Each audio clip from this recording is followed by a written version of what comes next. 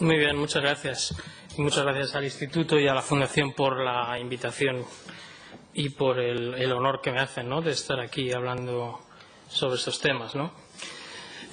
Confieso que una vez que se me dio el título y se me sugirieron algunas líneas y tal, estuve un poco dudoso respecto por dónde ir y qué mostrarles, ¿no? Pero se me sugirió que planteara algunas ideas y diera algunos datos respecto a la situación de lo que se suele llamar descontento o desafección democrática, etcétera, etcétera, como un componente clave de lo que consideramos crisis del Estado autonómico, ¿no? Es verdad que podríamos discutir hasta qué punto está en crisis o digamos que siempre estamos en crisis o que la mayoría de los sistemas descentralizados suelen estar prácticamente continuamente en crisis, etcétera.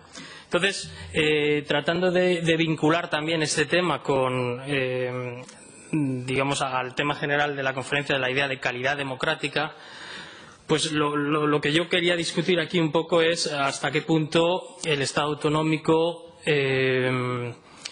es compatible o refuerza o menoscaba la calidad democrática de nuestro sistema político, ¿no? Eso sería una de las grandes cuestiones de fondo que yo quiero tratar aquí y una vez oídos todas las discusiones y todas las ponencias, etcétera, pues reflejar en la ponencia que se me ha encargado. Por tanto, una de las primeras cosas que tenemos que discutir sería el alcance y las posibles consecuencias en términos de democracia o de calidad democrática de la crisis actual, de la crisis económica, de la crisis institucional, de la crisis fiscal, si quieren, para el modelo autonómico, ¿no?, sobre las que se ha discutido mucho respecto a cuáles son sus determinantes y cuáles son sus consecuencias también, ¿no? Centrándome sobre todo en lo que podríamos llamar legitimidad del Estado autonómico, de las instituciones autonómicas, la satisfacción o el descontento con ellas o la insatisfacción de la gente y luego lo que se llama pues la desafección, el desapego, la más o menos confianza o interés que tienen los ciudadanos en las élites políticas o en los representantes electos, etcétera, etcétera. Y luego incluso se me sugirió que fuera un poco prescriptivo y que incluso propusiera algunas soluciones. Esa, claro, es la parte que también les dejaré a ustedes al final cuando me toque, pero que sí que se me sugirió que mirara qué podemos hacer o por dónde va la discusión respecto a posibles soluciones o prescripciones respecto a esta situación. Ya les anuncio que hay cosas que por mucho que queramos no podemos cambiar y hay instituciones o culturas o grandes tendencias socioeconómicas que no son fáciles de cambiar por mucho que queramos, ¿no? Entonces, bueno, eso es un poco la base de fondo de mi ponencia. Entonces, me gustaría empezar dándoles algunas distinciones conceptuales para que ustedes vean cómo desde la ciencia política se trata con estos fenómenos o se abordan estos fenómenos que a veces se comentan en los medios un poco en una especie de batiburrillo, ¿no? Se habla de desafección, de descontento, de falta de legitimidad, etcétera. Pues me gustaría, recurriendo un poco a la literatura científica más solvente, que hay algunos estudios recientes muy interesantes sobre este tema, ¿no? Por ejemplo, tanto sobre la desafección como sobre digamos, las actitudes políticas o las actitudes ciudadanas frente al Estado autonómico. Tenemos algunos estudios recientes, como de Vallès, del profesor Llera, Vallès hecho en Cataluña, Llera hecho en Andalucía, algunas cosas de Fabiola Mota sobre capital social y apoyo institucional en diferentes, y luego un equipo de investigadores de la Universidad Autónoma de Madrid que acaban de hacer un proyecto muy grande también sobre actitudes y apoyo al Estado autonómico y los efectos de la crisis en las actitudes políticas y las instituciones, etcétera, etcétera. Y también tenemos otros jóvenes investigadores como Robert Liñeira en Barcelona o incluso instituciones del gobierno central que han publicado determinados estudios respecto a qué piensan los ciudadanos de los servicios públicos en todas las comunidades autónomas, etcétera, sobre los que nos podemos basar. Es decir, que tenemos ciertos elementos y ciertos estudios en los que yo me voy a basar, digo muy brevemente, por supuesto, para contarles un poco algunos datos. Entonces, normalmente en esta literatura, en este tipo de literatura, como digo, se distingue entre legitimidad, bien referida a la democracia, o bien referida, pues en este caso, al Estado autonómico, a las instituciones del modelo autonómico o del modelo de organización territorial, y simplemente esto habitualmente se mide mediante indicadores o datos demoscópicos, de encuesta, etcétera. Se mide pues preguntándole a la gente si piensa que ese sistema es el mejor sistema posible o que si lo cambiaría por otro, etcétera, etcétera, ¿no? Entonces, esto suele ser un indicador bastante estable. Y que la buena noticia que les comunico es que no ha bajado. Es decir, la gente en España, en todas las comunidades autónomas, sigue pensando que la democracia es el sistema más legítimo y no hay ningún brote autoritario, ni nadie que piense que la solución es una dictadura, ni nada de eso. Es decir, que tenemos series temporales en el CIS desde la transición prácticamente, y sabemos que la idea de legitimidad de la democracia, es decir, la percepción o la creencia en que la democracia es el régimen, digamos, mejor, eso no ha bajado. Luego está, y lo mismo, luego entraré también lo mismo cuando hablamos, aquí lo voy a aplicar al Estado autonómico también en este mismo sentido. Es decir, legitimidad del Estado autonómico significa que la gente piensa que el Estado autonómico es la mejor forma, el mejor modelo posible para este país.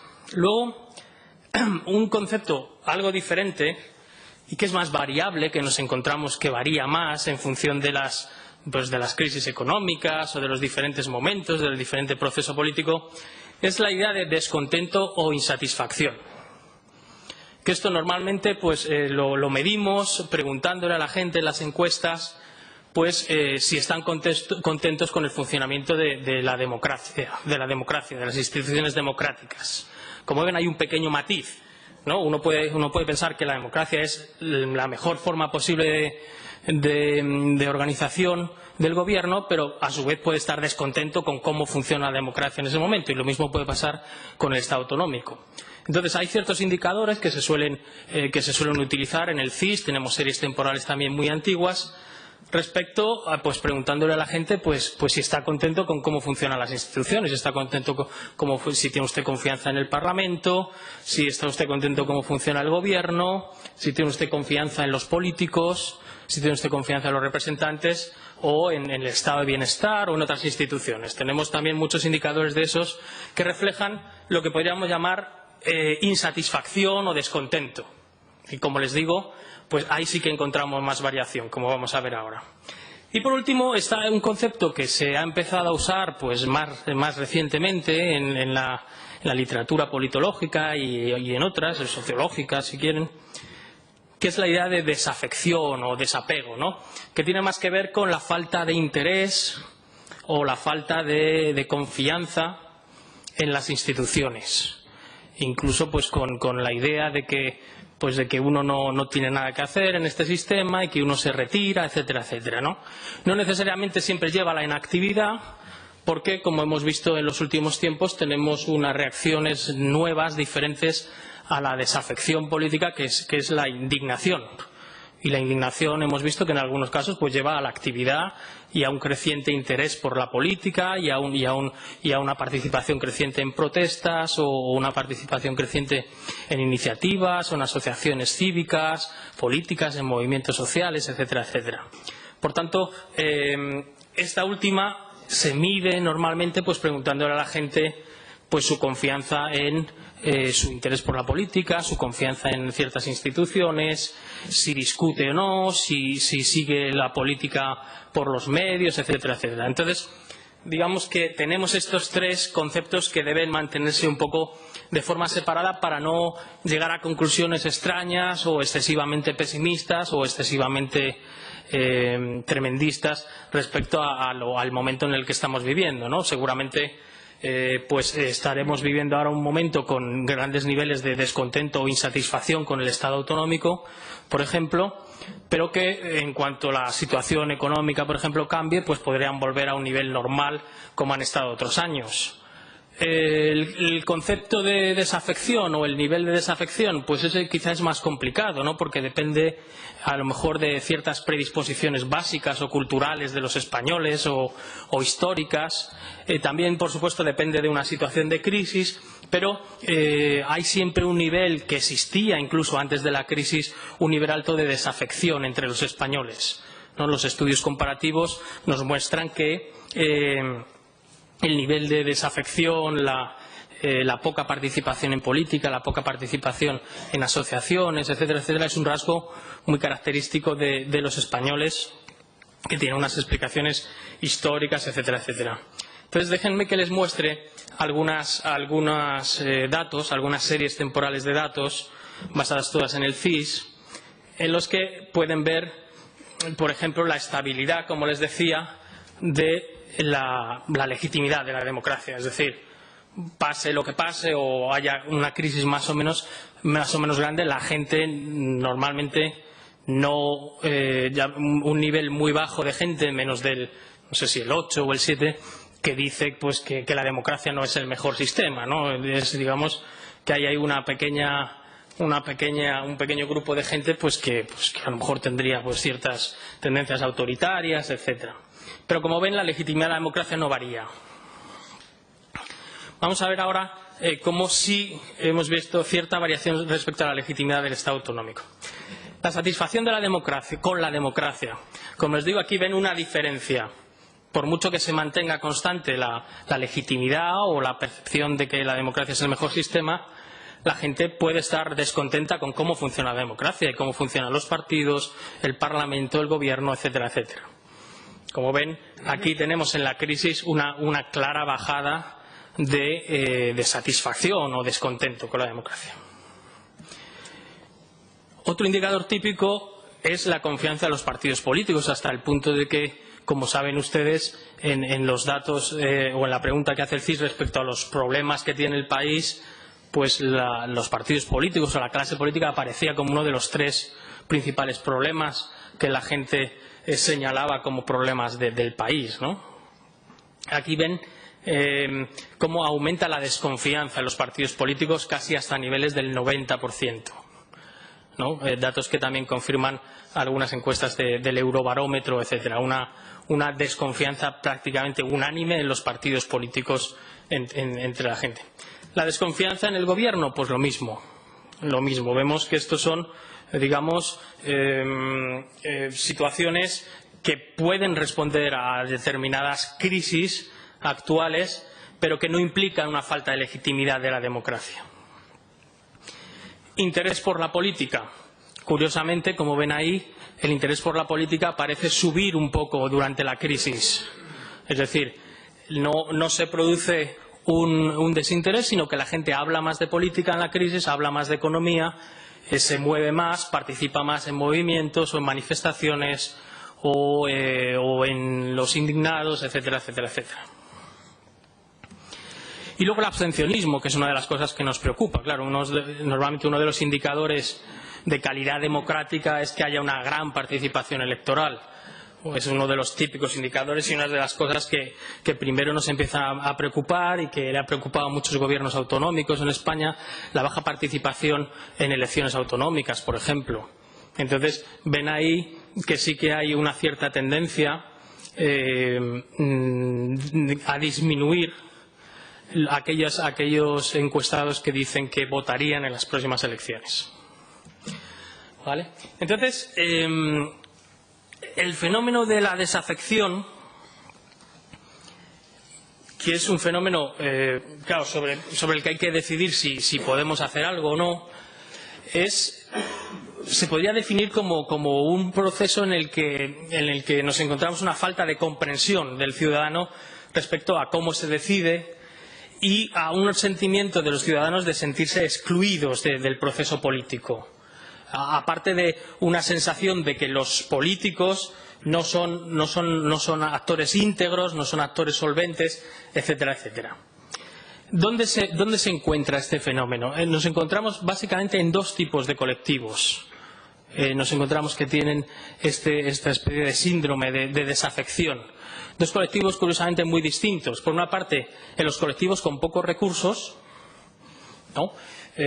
Tanto laborales como culturales como económicos, que comprenden mal la política, comprenden mal lo que está pasando y digamos que piensan que la política no les sirve de nada, no les falta lo que se suele llamar en literatura competencia política. No hay una pregunta clásica en los estudios de cultura política que yo creo que todavía se hace en el CSIS sobre conteste usted a estas frases y de cuál está más de acuerdo y tal, y hay una frase que dice la política no es para gente como yo, ¿no? O la gente como yo no pinta nada en la política y tal. Bueno, pues esa idea es muy típica de algunos grupos, sobre todo jóvenes o gentes con pocos recursos, etcétera, etcétera, que piensan que ellos no tienen nada que decir y que no les sirve de nada participar en política. Pero a su vez nos encontramos recientemente que también hay un creciente número de desafectos de algunas personas con recursos culturales, con recursos profesionales, etcétera, que también perciben que no les sirve para nada lo público, que lo público no les sirve para nada y que realmente ellos pueden vivir sin necesitar el gobierno y sin necesitar de los servicios públicos porque recurren a servicios privados, recurren a educación privada, etcétera, etcétera, y tienen también una cierta desafección, incluso una burofobia o una especie de desprecio por lo público que les lleva a sentirse capaces de vivir, de realizarse personalmente o de conseguir sus objetivos de estatus o profesionales, etcétera, sin necesidad de lo público y sin necesidad de perseguir ni de asociarse con otras personas en la búsqueda de ningún fin colectivo. Estos son pues los que sugieren pues que hay que privatizar, que hay que, digamos, vaciar las instituciones, etcétera, etcétera. Entonces nos encontramos estos dos grupos, curiosamente, de desafectos, ¿no?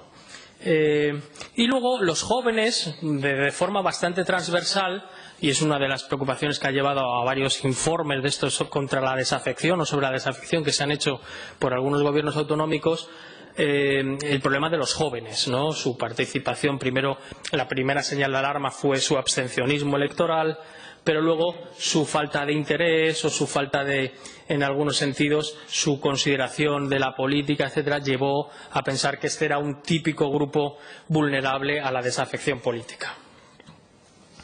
¿Cuáles son las consecuencias de la desafección? Es decir, ¿por qué deberíamos preocuparnos por la desafección? Porque uno podría pensar que, bueno, pues la desafección pues no es tan importante y realmente sí, no afecta a la legitimidad de la democracia porque tenemos a la gente que, digamos, pasa de la política pero no necesariamente va a sostener a líderes populistas o a líderes autoritarios, etcétera, o va a defender soluciones autoritarias, pues ¿por qué debemos combatir la desafección, ¿no? En las diferentes comunidades autónomas, por ejemplo? Bueno, pues lo que sugiere el estudio de Josep María Vallès, por ejemplo, es que la desafección debilita las normas básicas de la convivencia, por ejemplo. Igual que la aceptación de un cierto pluralismo social y la aceptación de ciertas normas públicas, ¿no? Y sí que predispone un poco a ciertas soluciones populistas o ciertas soluciones si todo el mundo está diciendo y todos los periódicos están diciendo que los políticos no sirven, que los políticos son el problema, etcétera, etcétera, pues nos encontramos con el potencial riesgo de determinados políticos que se dicen no políticos o que se dicen no partidistas que puedan sugerir o hacer campañas de antipolítica apelando a determinados instintos pues de los otros, de persecución de los distintos, de los diferentes, de los culpables, de las minorías, etcétera, etcétera. ¿Vale? Y luego, evidentemente, potencia las reivindicaciones muy concretas y muy individuales o muy corporativas, ¿no? Si lo público o los políticos si no nos representan, entonces pues lo que tenemos que hacer es defender nuestros propios intereses, proponer nosotros nuestras soluciones y tratar de protestar mediante la violencia o mediante lo que sea, porque como no nos representan, pues nos tenemos que hacer oír o que manifestar, etcétera, etcétera. Y luego, pues por supuesto, erosiona la aceptación de la autoridad y debilita el espacio público, debilita un espacio público común, ¿no? Estas son, digamos, algunas de las cuestiones que deberían preocuparnos respecto a eso. Y ya, yendo... Tú me avisas cuando me esté pasando, ¿vale?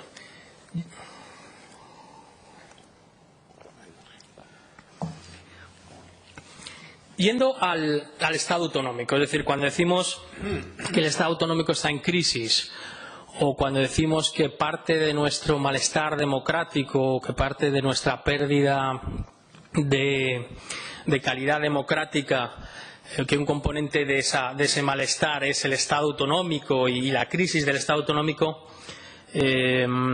bueno, pues vamos a ver en qué consiste ese malestar democrático, cómo vemos que el Estado autonómico y su crisis está conllevando un cierto deterioro de nuestra democracia o de nuestro sistema democrático. Evidentemente, la literatura ha buscado diferentes criterios para entender cuándo consideramos que una democracia es una democracia de calidad, ¿no? Pues hay varios criterios, pues como la inclusividad o la representatividad de las instituciones, o el criterio de la participación, hasta qué punto los ciudadanos se ven implicados en las decisiones, y tercero, pues la responsabilidad, hasta qué punto, responsabilidad en el sentido de rendición de cuentas, es decir, hasta qué punto los políticos reaccionan a lo que quieren los ciudadanos y hasta qué punto los políticos son receptivos a los deseos, a las demandas de los ciudadanos. Pues bien, la situación en la que nos encontramos, el contexto, como todos ustedes saben perfectamente, es un contexto en el que los servicios básicos o los servicios que dan las comunidades autónomas se han visto afectados por una crisis fiscal que claramente ha empañado la imagen o la satisfacción tradicionalmente muy alta que tenían los ciudadanos con los servicios autonómicos, ¿no? En términos comparativos, normalmente las respuestas a todas las encuestas de satisfacción con los servicios públicos en el Estado autonómico, sobre todo en el nivel autonómico, eran muy altas.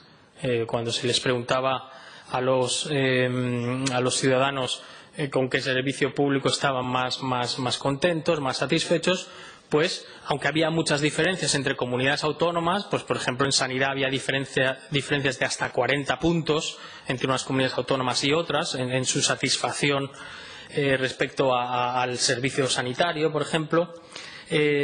Aunque había muchas diferencias, digo, la verdad es que en general era muy buena la valoración que tenían los ciudadanos respecto a los servicios autonómicos. Por primera vez en el Estado autonómico la crisis ha llevado a una cierta crisis fiscal y a un ajuste y a una vía de consolidación fiscal que por primera vez ha hecho que se reduzcan los recursos disponibles para los servicios públicos básicos, que suponen el 70% del gasto público autonómico, como son la sanidad, la educación y los servicios sociales. Y de pronto hemos vivido en las encuestas, nos muestran un cambio rapidísimo y de la noche al día de la satisfacción con el Estado autonómico.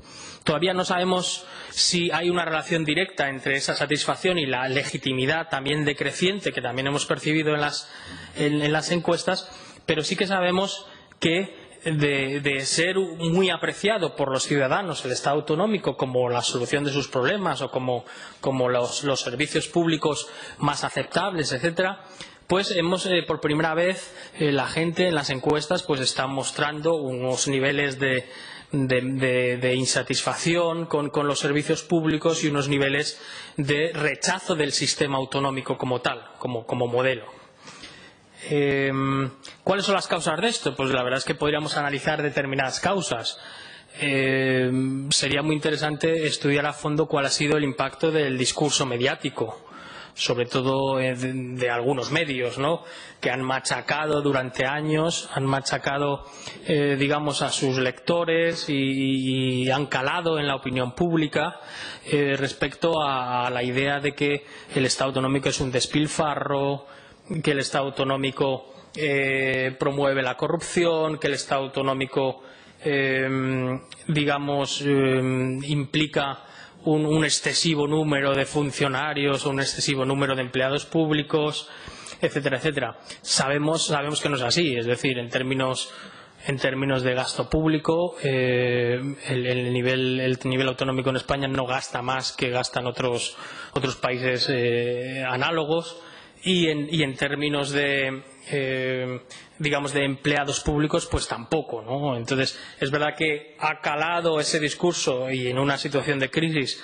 se ha aumentado, pero claro, habría que ponerse a ver hasta qué punto es simplemente un reflejo, esa opinión pública o esa negatividad en la opinión pública es simplemente un reflejo de una campaña más o menos orquestada o no orquestada, pues desde ciertos medios más o menos populistas o más o menos derechistas y ciertos think tanks, por supuesto, políticos, que también han dado pábulo a este discurso anti-Estado autonómico.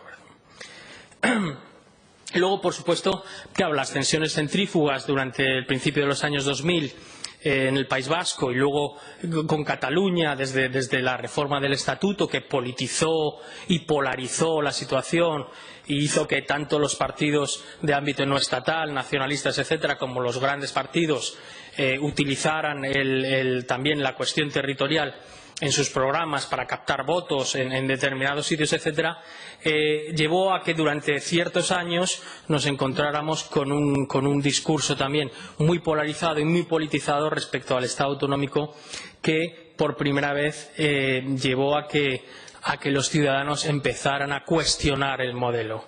El modelo había contado con el consenso al principio de los años 80, si uno mira los datos, pues es verdad que había gente dividida, ¿no? Gente que quería un Estado centralista, gente que quería un Estado autonómico, gente que quería más autonomía, etcétera. Pero luego, en los años, ya a partir de mediados de los años 90, el Estado autonómico, digamos que era siempre la respuesta mayoritaria o con más consenso respecto a cuál era la forma ideal de organización para nuestro Estado, ¿no? Creo que llegó al máximo en el 2006, alrededor del 60%, estaban contentos o conformes con el Estado, y luego poco a poco empezó a declinar, ¿no?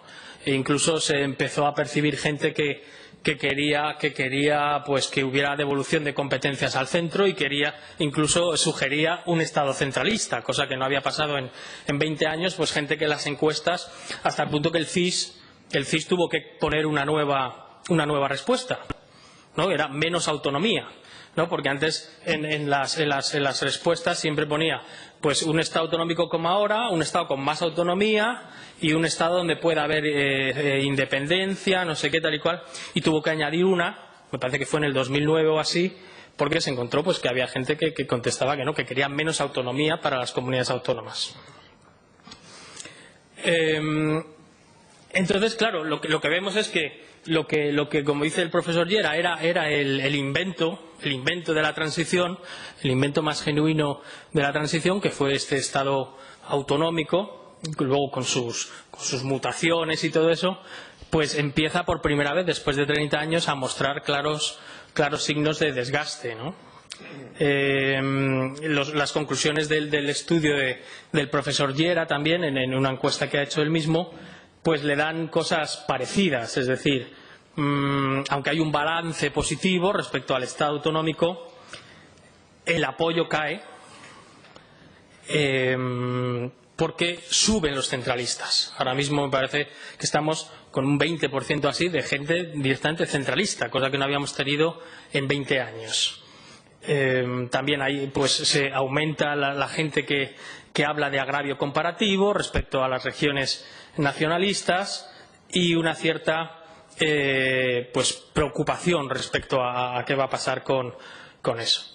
Y entonces, si miramos el indicador de apoyo al Estado autonómico, que sería el equivalente a legitimidad del Estado autonómico, que es cuando se pregunta a la gente si quieren un Estado autonómico como el de ahora, si quieren uno centralista o si quieren autodeterminación, o no sabe, no contesta. Ahí pueden observar cómo en la línea de arriba pues hay una especie de declive a partir de 2010, entre 2010 y 2012, pues por primera vez pues empieza a declinar el número de ciudadanos que contestan que están conformes con el Estado autonómico como modelo fundamental, y pues aumenta pues la gente que defiende pues la autodeterminación o incluso el centralismo. Otra pregunta general que también hace el CIS en sus barómetros autonómicos, que suelen salir pues cada 2 o 3 años o así.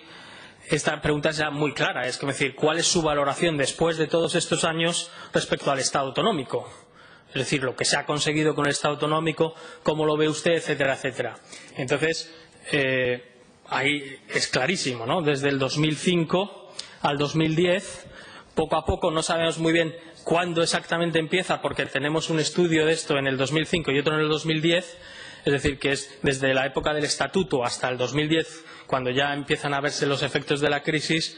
Vemos que en esa fase es cuando hay una bajada de más de 20 puntos, casi 30 puntos, respecto a los que dicen que el Estado autonómico se puede valorar de forma positiva en términos generales.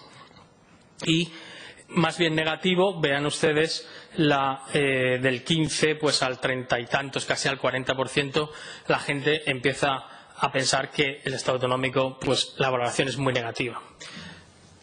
¿Se debe tomar esto de forma digamos preocupante? Pues no lo sé. Ya les digo que mi hipótesis es que a veces en la opinión pública pues calan determinados discursos que no tienen nada que ver con la realidad, o que la gente simplemente los transmite de unas personas a otras en sus medios familiares o en sus relaciones, y pues a veces se convierten en estereotipos que todo el mundo comparte y que nadie se atreve a rebatir, ¿no? Pues claro, los que nos dedicamos a estudiar esto decimos, pero bueno, ¿cómo puede ser esto, no? ¿Cómo puede ser que de pronto, de un año para otro, el Estado, que había sido nuestro gran invento, nuestra gran aportación, etcétera, ahora resulta que todo el mundo lo ve negativo, ¿no? Los nacionalistas, pues porque dicen que no ha servido para nada, y los otros porque dicen que no ha servido para nada y tal, y entonces todo el mundo está en contra del Estado autonómico. Bueno, ahí también el CIS nos permite, tiene una serie de preguntas que le hace a la gente, digo, para que ustedes vean de dónde puede venir esa insatisfacción de la gente que contesta en las encuestas. También el CIS les pregunta por qué está usted insatisfecho, es decir, qué es lo que le produce o qué es lo que cree que ha hecho mal el Estado autonómico, qué consecuencias negativas cree que ha tenido el Estado autonómico para que usted diga que ha sido negativo, etcétera, etcétera. Y todas esas son las típicas respuestas. Algunas de ellas las plantea ya el CIS de forma cerrada, es decir, la gente marca unas o marca otras, y habrá seguramente ahí una abierta para que la gente diga pues otras cuestiones, ¿no? Y ahí están más o menos en orden de respuesta, lo que más contesta la gente. Curiosamente, del año 10 al año 12 se multiplica por 3 la gente que contesta que lo malo del Estado autonómico es que ha aumentado el gasto público. Es decir, es una curiosa interiorización del discurso de la austeridad y del discurso de que la culpa la tiene el Estado autonómico, ¿no? Que es muy curioso, ¿no? Porque la gente luego en otras encuestas dice que quiere más gasto público, ¿no? Y quiere más gasto público en sanidad, más gasto público en educación, etcétera. Pero curiosamente aquí todos son, digamos, austeritas, ¿no? En el sentido de que todos son merkelianos, cabales, que les parece que el Estado autonómico gasta demasiado y que no sé qué. Curiosamente, todo el mundo le parece que lo malo del Estado autonómico es que hay mucho gasto público, ¿no? Cuando sabemos en términos comparativos pues que no es así. Es verdad que ha habido pues grandes casos de derroches y grandes casos de corrupción, pero eso no hace que comparativamente el gasto público autonómico sea especialmente elevado, ¿no? Y por supuesto, si comparamos nuestro estado de bienestar, es decir, las políticas sociales o el gasto social de nuestras comunidades autónomas con otros países, pues quedamos bastante mal. Es decir, que no es un problema de gasto seguramente, pero esto también indica, y esto también, pues claro, pues uno lo tiene que tomar con grano de sal, porque lo único que indica es que han calado determinados estereotipos en los ciudadanos y claro, hombre, tiene implicaciones porque los políticos usan esto y lo ven y pueden decir, bueno, pues mira lo que piensa la gente piensa que hay que recortar la burocracia o que hay que recortar el gasto público, ¿no? Cuando ya les digo que esto entonces otras cuestiones que la gente comenta, por ejemplo el 10%, pues que aumenta la burocracia, esa idea de que hay duplicidades y ese mantra de que hay muchas duplicidades en el Estado autonómico y todo eso que ha calado en la opinión pública, no solo en la opinión pública, también en ciertas élites, pues que aumenta las diferencias, etcétera, etcétera. Es decir, son los típicos problemas. Como ven, no parece que haya mucha gente preocupada ni por la ruptura de España ni por una autonomía insuficiente, porque son los casos que menos aparecen cuando se contesta o cuando se justifica eso. Luego, el estudio de Pérez Nievas que les comentaba y los otros investigadores de la Autónoma, lo que observan es también diferencias territoriales. Esto ya lo venimos viendo y vemos, claro, un caso típico es pues las diferencias entre Madrid y Cataluña, por ejemplo, ¿no? En Madrid han crecido mucho los centralistas, en Cataluña han crecido mucho los secesionistas, ¿no? Es curioso porque en algunos casos es por las mismas razones, en los dos sitios es por las mismas razones por las que han crecido en direcciones contrarias, ¿no? Entonces, los datos nos muestran una disminución del apoyo al Estado autonómico, por ejemplo, en Murcia, Madrid, Castilla y León y Cataluña, un apoyo más o menos estable en Andalucía y, curiosamente, una estabilidad. El único sitio donde se ha mantenido el apoyo al Estado autonómico es en el País Vasco. Es el único sitio, digamos, donde se ha mantenido. Respecto a cómo afectan los factores económicos, porque ya saben que algunas de estas cuestiones pues depende también hay variaciones en función de cómo haya afectado la crisis, pues observamos ciertas variaciones también aquí. Bueno, entonces si tengo 2 minutos más, vale, porque ahora viene lo interesante. Si quieres me callo ya, pero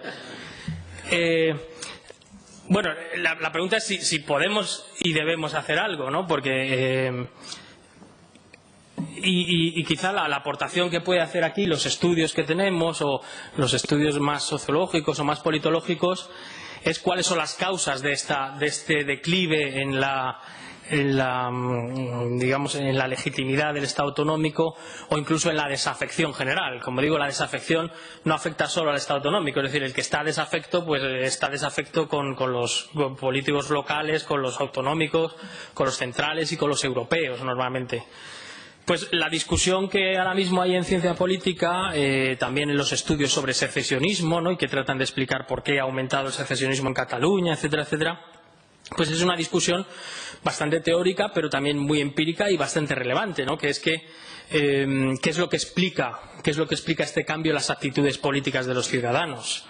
Hay varias explicaciones, ¿no? Hay una explicación más o menos identitaria. Es decir, los ciudadanos, en función de sus identidades, pues apoyan más o menos el Estado autonómico, ¿no? Si tienen una identidad nacional exclusiva, pues apoyan menos el Estado autonómico, etcétera. Luego hay otras que es en función de la ideología, ¿no? Pues la gente es de izquierdas o de derechas, pues es más partidaria de la centralización o de la descentralización. Y luego hay una explicación, que hay varias aportaciones recientes respecto al papel de las élites. Es decir, la gente, en función, aparte de su ideología o aparte de su identidad, nacional o de su identidad territorial, etcétera, la gente se moviliza por parte de las élites de los partidos y que estas élites por intereses electorales o por intereses, digamos, políticos, pueden polarizar la situación, pueden hacer discursos para ganar votos, etcétera, etcétera. Es decir, que no necesariamente la identidad o la ideología importan, pero sí importa lo que hacen las élites y lo que hacen los partidos. Es decir, si los partidos deciden politizar algo y deciden, pues, por ejemplo, pues vender anticatalanismo en el resto de España y deciden hacer eso, o las élites catalanas deciden hacer antiespañolismo, etcétera, etcétera, pues pueden activar determinadas identidades y determinados comportamientos políticos y determinadas actitudes que antes no existían, ¿no? Esa es otra explicación posible y que se explica muy bien pues por el proceso electoral o por los procesos políticos. Y luego está la explicación económica, es decir, la gente decide en función de si piensa que le va bien o mal en su propio bolsillo, en su propio interés, en su propio empleo. La gente es más o menos partidaria del sistema que cree que le va a dar más o menos empleo, etcétera. Por tanto, en función de qué factores creemos que son los que explican estas cosas, pues también propondremos diferentes soluciones. Claro, si creemos que es un problema de identidades o de ideología, etcétera, etcétera, pues no hay mucho que podamos hacer nosotros, ¿no? En cualquier caso, es muy difícil cambiar la ideología de la gente de pronto o cambiar sus tendencias culturales, etcétera, etcétera. Entonces, yo creo que nosotros como científicos sociales lo único que podemos hacer es tratar de ver cuáles son aquellas medidas posibles de tipo de diseño institucional o de reforma institucional, si quieren, que nos permiten avanzar un poquito y tratar de, digamos, incidir en algunos elementos en los que sí podemos hacer algo, porque ya les digo que a veces las predisposiciones ideológicas o culturales de un pueblo entero no las podemos cambiar. Entonces, hay algunos estudios, por ejemplo, en Canadá, ¿no?, una cosa que llaman Democratic Audit, que señalan algunos factores que mejorarían la calidad de la democracia, ¿no?, y el federalismo. Es decir, ¿qué hacemos o qué partes del federalismo o qué partes de la democracia podemos nosotros tratar de potenciar para que haya una mejor compatibilidad entre el sistema federal, en nuestro caso el sistema autonómico, y la democracia, ¿no? Y entonces ellos señalan tres cosas: más inclusión y representación, más participación y más responsabilidad y receptividad. ¿Vale? Entonces, es verdad que, claro, cuando uno sugiere esto, tiene que poner unos ciertos límites, porque sí, queremos más inclusividad y representación, pero sin incapacitar al sistema para tomar decisiones o poder formar mayorías. Queremos también más participación ciudadana, pero sin que paralice eso el sistema de los diferentes niveles de gobierno. Y queremos que el sistema sea más receptivo y responsable, pero que no esté basado en un populismo electoralista en el que los políticos están siempre, digamos, concediendo lo que pide a la última manifestación, etcétera, etcétera, ¿no? Y entonces esto tiene también, digamos que tiene muchos paralelos con lo que se proponía en el informe Vallès, que encargó el Gobierno de Cataluña respecto a la desafección, que proponían también tres soluciones básicas, con ciertas medidas que potenciaran esas tres soluciones básicas, que sería darle más inteligibilidad a los procesos políticos y a las instituciones, más transparencia y participación y más responsabilidad y rendimiento de cuentas. Porque estos tres factores son los que aumentan digamos, el grado de desafección, el grado de la sensación o la percepción de impotencia o de incompetencia de la gente, y son además los que a la larga llevan a una deslegitimación del sistema político.